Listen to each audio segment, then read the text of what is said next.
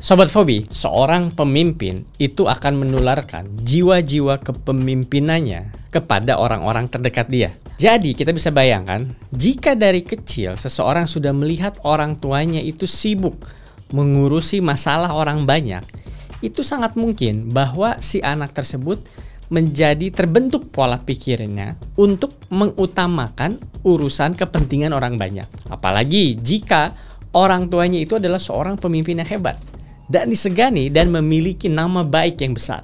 Seorang anak itu akan tentu menjadikan capaian-capaian yang sudah diperoleh orang tuanya sebagai semacam standar dan menjadi target apa yang ingin dia capai juga.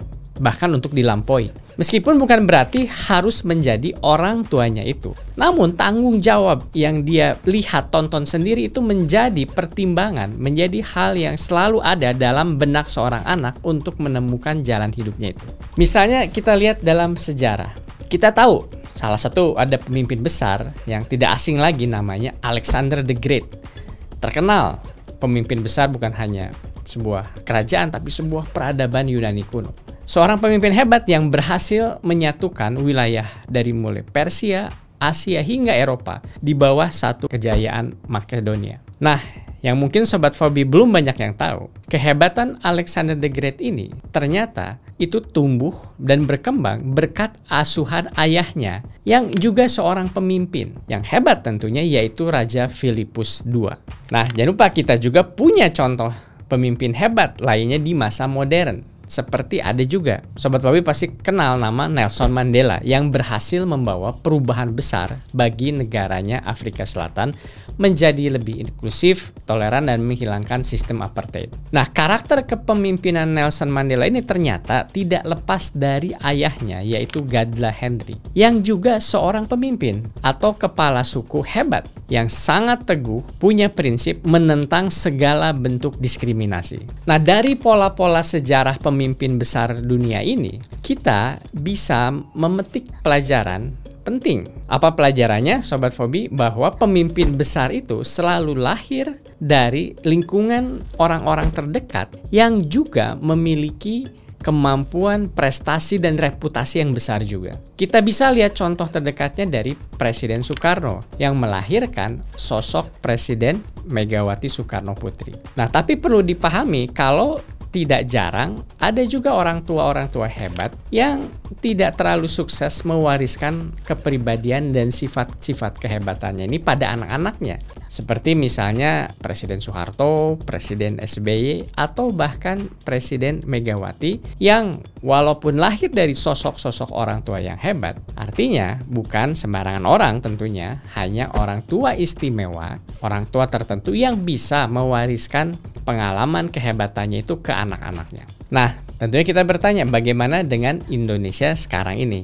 Saat ini banyak orang-orang ragu akan hadirnya kepemimpinan hebat yang bisa mengikuti atau bahkan melampaui Presiden Jokowi. Apa yang terjadi setelah Jokowi lengser? Nah, jangan takut, jangan khawatir. Mungkin jawaban teka-teki penerus Jokowi ini sebetulnya sudah ada di tengah-tengah kita. Siapakah dia? Sobat Fobi, Presiden Jokowi itu punya visi hebat akan Indonesia untuk menjadi negara maju di tahun 2045. Tepat seabad usia negeri kita nanti ini. Berbagai hasil yang mengesankan sudah diberikan oleh Presiden Jokowi. Sebagian besar pun sudah mulai bisa kita nikmati sekarang ini. Dari soal keberhasilan penanganan pandemi, krisis ekonomi yang melanda dunia, Indonesia relatif aman. Ada reformasi pendidikan sampai ada hilirisasi industri. Semua itu jelas menunjukkan ada kemajuan yang signifikan bagi bangsa Indonesia. Kemajuan yang mengesankan untuk ukuran dunia sekarang ini. Nah, sekarang pertanyaan besarnya adalah siapa sih yang akan melanjutkan visi besar dan kemampuan eksekusi besar ini supaya apa yang sekarang sudah dicapai itu tidak patah di tengah jalan oleh pemimpin yang tidak kompeten atau hanya mau mengurus mementingkan dirinya sendiri. Nah, ada pepatah lama yang mengatakan bahwa buah itu jatuh tidak jauh dari pohonnya. Nah, kalau kita lihat lebih jauh, makna dari pepatah ini tentu juga berlaku pada soal kepemimpinan, sifat-sifat kepemimpinan. Seseorang yang lahir di bawah asuhan seorang pemimpin besar, pemimpin hebat, itu jadi punya potensi besar mewariskan kehebatan si pemimpin tersebut. Apalagi jika pemimpin itu punya hubungan dekat sekali, bahkan hubungan darah atau keluarga. Nah, kita sudah tahu betul kalau pola asuh anak-anak sejak dini itulah yang akan membentuk kepribadian sang anak ketika dia dewasa. Nah, Sobat Fobi, pucuk dicinta, ulang pun tiba. Tanda-tanda alam seakan menjawab harapan dan doa-doa kita semua. Dengan kerendahan hatinya, putra sulung Presiden Jokowi, Mas Gibran Rakabuming Raka, sudah mulai tampil dan menyatakan kesiapannya untuk melanjutkan kesuksesan ayahnya, Presiden Jokowi, muncul di kancah politik. Nah, tentu kita sungguh senang mendengar kabar tersebut. Lalu Sobat Fobi mungkin jadi bertanya-tanya, kenapa kita perlu melihat Mas Gibran untuk masa depan? Nah, kita harus ingat kembali Sobat Fobi, kita ini benar-benar butuh karakter khusus pemimpin yang mampu melanjutkan legasi Presiden Jokowi. Dan karakter khusus itu bisa kita temukan pada sosok Mas Gibran. Nah, dari segi sisi karakter, visi, kebijakan, sampai kesuksesan kepemimpinannya, Mas Gibran ini punya kriteria yang sangat pantas untuk melanjutkan pembangunan-pembangunan yang sudah dimulai dan dilakukan oleh Presiden Jokowi.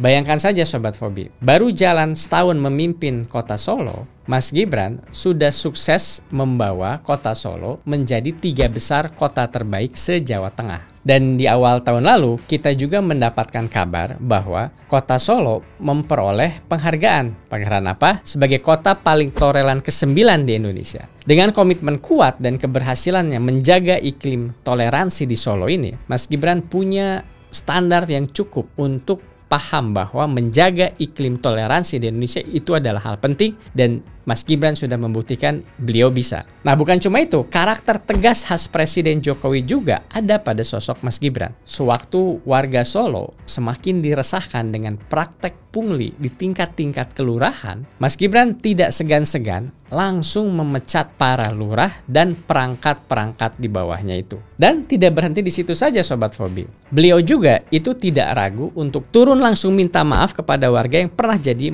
korban pungli. Ini sebuah karakter luar biasa yang jarang kita temui, di mana pada seorang pemimpin berani meminta maaf dan bertanggung jawab atas kesalahan bawahannya. Bukan kesalahan dia, tapi kesalahan bawahannya. Tapi tanggung jawabnya diambil oleh pemimpinnya.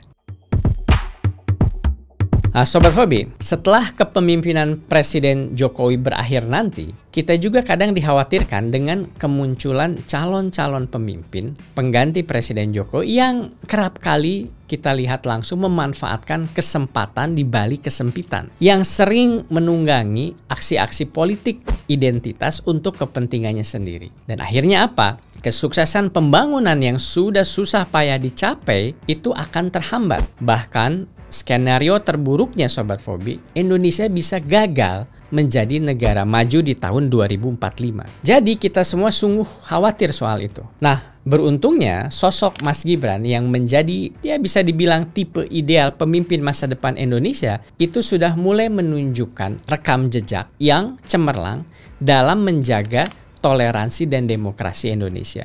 Jejak karir di Solo telah membuktikannya Sobat Fobi. Wali kota Solo ini, Mas Gibran, mampu mengubah wajah kota Solo yang sebelumnya itu sangat melekat dengan kasus terorisme dan ekstremisme, menjadi kota yang lebih toleran dan lebih modern. Nah, padahal sebelum Mas Gibran menjabat wali kota Solo ini telah dilanda oleh sejumlah kasus terorisme dan intoleransi, seperti kasus bom bunuh diri di Mapolresta Solo, kasus perusakan makam umat Kristen contohnya. Nah, namun siapa sangka kondisi yang memprihatinkan tersebut itu berubah drastis. Bahkan Mas Gibran sudah berhasil membuat kota Solo masuk 9 besar kota paling toleran se-Indonesia. Nah, komitmen-komitmen Mas Gibran ini juga tampak pada modernisasi kota Solo.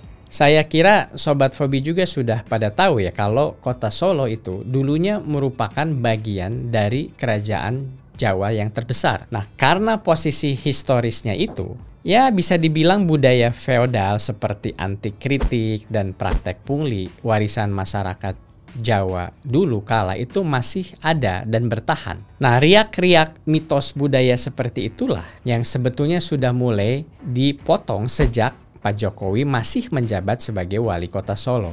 Dan kebijakan Pak Jokowi itu diteruskan lebih keras lagi oleh Mas Gibran dengan perhatian utamanya untuk memberantas praktek-praktek pungli hingga ke tingkat yang paling rendah. Bukan cuma itu Sobat Fobi, berbagai proyek infrastruktur pastinya dan budaya juga mulai dibangun kembali untuk menguatkan identitas budaya Jawa yang lebih modern, jauh dari kata-kata elitis dan feodal. Misal ada revitalisasi Pasar Legi, ada Taman Balai Kambang, sampai berbagai destinasi wisata lainnya. Nah, lebih menariknya lagi, modernisasi budaya itu juga diikuti dengan modernisasi ekonomi. UMKM yang menjadi tumpuan utama perekonomian kota Solo itu berhasil diberdayakan secara progresif. Jadi kalau biasanya pemberdayaan UMKM ini lebih banyak campur tangan pemerintah, nah bedanya Mas Gibran ini sukses memberdayakan UMKM dengan dukungan para investor dari luar pemerintah